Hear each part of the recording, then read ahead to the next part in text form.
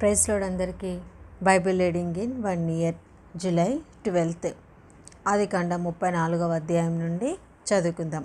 లేయా యాకోబునకు కలిగిన కుమార్తె అయిన దీనా ఆ దేశపు కుమార్తెలను చూడవెళ్ళెను. ఆ దేశం వెళ్ళిన హివ్యుడైన హమోరు కుమారుడగు షేకెము ఆమెను చూచి ఆమెను పట్టుకొని ఆమెతో శయనించి ఆమెను అవమానపరిచెను. అతని మనసు యాకోబు కుమార్తె అయిన దీనా మీదనే ఉండెను. అతడు ఆ చిన్నదాన్ని ప్రేమించి ఆమెతో ప్రీతిగా మాట్లాడి, ఈ చిన్నదాన్ని నాకు పెళ్లి చేయమని తన తండ్రి అయిన హమోరును అడిగాను. తన కుమార్తెను అతడు చెరిపెనని యాకోబు విని తన కుమారులు పశువులతో పొలంలో నుండినందున వారు వచ్చి వరకు ఊరకుండెను. షేకెము తండ్రి అగు హమోరు యాకోబుతో మాట్లాడుటకు అతని యుద్ధకు వచ్చెను. యాకోబు కుమారులు ఆ సంగతి విని పొలంలో నుండి వచ్చిరి. అతడు యాకోబు కుమార్తెతో శయనించి ఇశ్రాయేలు జనములో అవమానకరమైన కార్యం చేసెను. అది చేయరాని పని కనుక ఆ మనుషులు సంతాపము పొందిరి. వారికి మిగుల కోపము వచ్చెను. అప్పుడు హమోరు వారితో, షేకెము అను నా కుమారుని మనసు మీ కుమార్తె మీదనే ఉన్నది. దయచేసి ఆమెను అతనికిచ్చి పెళ్లి చేయుడి. మీ పిల్లలను మాకిచ్చి మా పిల్లలను మీరు పుచ్చుకొని మాతో 1000 మంది మా మధ్య నివసించుడి. ఈ దేశము మీ ఎదుట ఉన్నది. ఇందులో మీరు నివసించి వ్యాపారం చేసి ఆస్తి సంపాదించుకొనుడని చెప్పెను. మరియు షేకెము, మీ కటాక్షము నా మీద రానియుడి. మీరేమి అడుగుదురో అది ఇచ్చేదను. ఓలియు కట్నమును ఎంతైనను అడుగుడి, మీరు అడిగినంత ఇచ్చేదను. మీరు ఆ చిన్నదాన్ని నాకు ఇయుడని ఆమె తండ్రితోనూ ఆమె సహోదరులతోనూ చెప్పెను. అయితే తమ సహోదరైన దీనాను అతడు చెరిపినందున యాకోబు కుమారులు షేకెముతోనూ అతని తండ్రి అయిన హమోరుతోనూ కపటముగా ఉత్తరమిచ్చి అనినది ఏమనగా, మేము ఈ కార్యము చేయలేము. సున్నతి చేయించుకొనని వానికి మా సహోదరిని ఇయ్యలేము. అది మాకు అవమానమగును. మీలో ప్రతి పురుషుడు సున్నతి పొంది మా వలె ఉండినడైనా సరే, ఆ పక్షమందు మీ మాట కొప్పుకొని మా పిల్లలను మీకిచ్చి మీ పిల్లలను మేము పుచ్చుకొని మీ మధ్య నివసించేదము. అప్పుడు మనము ఏకజనమగుదుము. మీరు మా మాట విని సున్నతి పొందని ఎడల మా పిల్లను తీసుకొని పోవుదమని చెప్పగా, వారి మాటలు హమోరు కుమారుడైన షేకెమునకును ఇష్టముగా ఉండెను.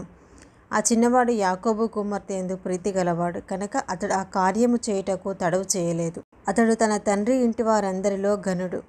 హమోరును అతని కుమారుడైన షేకెమును తమ ఊరి గవిని ఎద్దకు వచ్చి తమ ఊరి జనులతో మాట్లాడుచు, ఈ మనుషులు మనతో సమాధానముగా ఉన్నారు కనుక వారిని ఈ దేశమందు ఉండనిచ్చి ఇందులో వ్యాపారం చేయనీయుడి. ఈ భూమి వారికి చాలినంత విశాలమై ఉన్నది కదా. మనము వారి పిల్లలను పెళ్లి చేసుకొని మన పిల్లలను వారికి ఇత్తుము. అయితే ఒకటి, ఆ మనుషులు సున్నతి పొందినట్లు మనలో ప్రతి పురుషుడు సున్నతి పొందినడలనే మన మాటకు వారు ఒప్పుకొని మనలో నివసించి ఏకజనముగా ఉందురు. వారి మందలు, వారి ఆస్తి, వారి పశువులన్నీ మనవగును కదా. ఎట్లయినను మనము వారి మాటకు ఒప్పుకొందము. అప్పుడు వారు మనలో నివసించేదరనగా హమోరును అతని కుమారుడగు షేకెమును చెప్పిన మాట అతని ఊరి గవిని ద్వారా వెళ్ళువారందరూ వినిరి. అప్పుడు అతని ఊరి గవిని ద్వారా వెళ్ళువారిలో ప్రతి పురుషుడు సున్నతి పొందెను. 3వ దినమున వారు బాధపడుచుండగా యాకోబు కుమారులలో నిద్దరు అనగా దీనా సహోదరులైన షిమ్యోనును లేవీయు తమ కత్తులు చేత పట్టుకొని ఎవరికి తెలియకుండా ప్రతి పురుషుణ్ణి చంపిరి. వారు హమోరును అతని కుమారుడైన షేకెమును కత్తివత చంపి షేకెము ఇంట నుండి దీనాను తీసుకొని వెళ్ళిపోయిరి. తమ సహోదరిని చెరిపినందున యాకోబు కుమారులు చంపబడిన వారు ఉన్న చోటికి వచ్చి ఆ ఊరు దోచుకొని వారి గొర్రెలను, పశువులను, గాడిదలను, ఊరిలోనిదేమి పొలములోనిదేమి వారి ధనము యావత్తును తీసుకొని వారి పిల్లలనందరినీ వారి స్త్రీలను చెరపట్టి ఇళ్లలో ఉన్నదంతయు దోచుకొనిరి. అప్పుడు యాకోబు షిమ్యోనును లేవీని చూచి, మీరు నన్ను బాధపెట్టి ఈ దేశ నివాసులైన కనానీయులతోనూ పెరిజ్జీలతోనూ అసహ్యునిగా చేసితిరి. నా జనసంఖ్య కొంచెమే. వారు నా మీదికి గుంపుగా వచ్చి నన్ను చంపెదరు. నేను నా ఇంటి వారిని నాశనమగుదమని చెప్పెను. అందుకు వారు, వేశ్య ఎడల జరిగించినట్లు మా సహోదరు ఎడల ప్రవర్తింపవచ్చునా అనిరి. ఆదికాండము 35వ అధ్యాయము.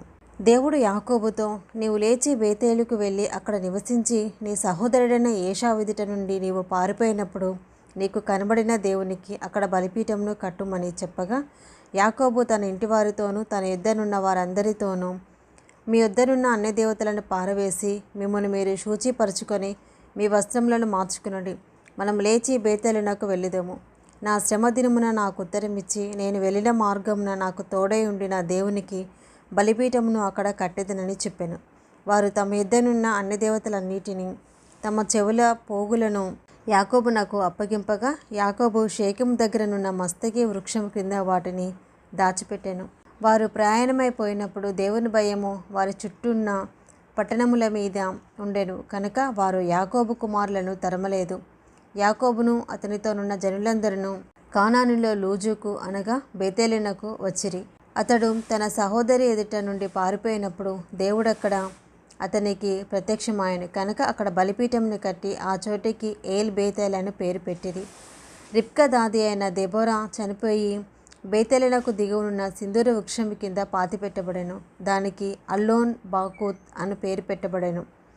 యాకోబు పద్దనరాము నుండి వచ్చుచుండగా దేవుడు తిరిగి అతనికి ప్రత్యక్షమై అతను ఆశీర్వదించెను.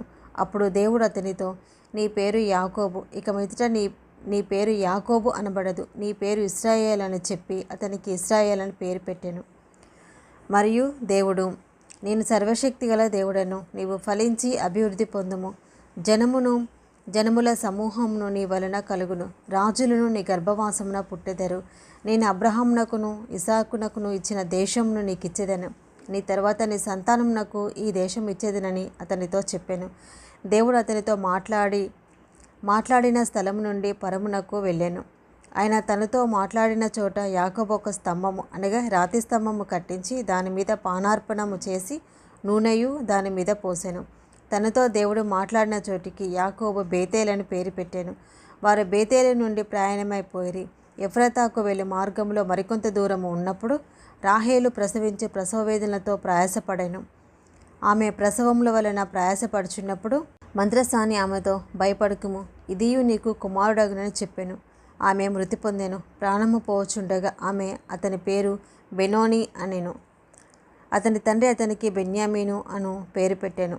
అట్లు రాహేలు మృతి పొంది బెత్లెహేమెను ఎఫ్రాతా మార్గమున పాతిపెట్టబడెను. యాకోబు ఆమె సమాధి మీద ఒక స్తంభము కట్టించెను. అది నేటి వరకు రాహేలు సమాధి స్తంభము. ఇశ్రాయేలు ప్రయాణమైపోయి మిగ్దల్ ఏదేరు కవతల తన గుడారము వేసెను. ఇశ్రాయేలు ఆ దేశంలో నివసించుచున్నప్పుడు రూబేను వెళ్ళి తన తండ్రి ఉపపత్ని అయిన బిల్హాతో శయనించెను. ఆ సంగతి ఇశ్రాయేలునకు వినబడెను. యాకోబు కుమారులు 12. యాకోబు జ్యేష్ఠ కుమారుడు రూబేను, షిమ్యోను, లేవి, యూదా, ఇస్సాకారు, జెబూలూను. వీరు లేయా కుమారులు. రాహేలు కుమారులు యోసేపు, బెన్యామీను. రాహేలు దాసి అయిన బిల్హా కుమారులు దాను, నఫ్తాలి. లేయా దాసి అయిన జిల్పా కుమారులు గాదు, ఆషేరు. వీరు పద్దనరాములో యాకోబునకు పుట్టిన కుమారులు.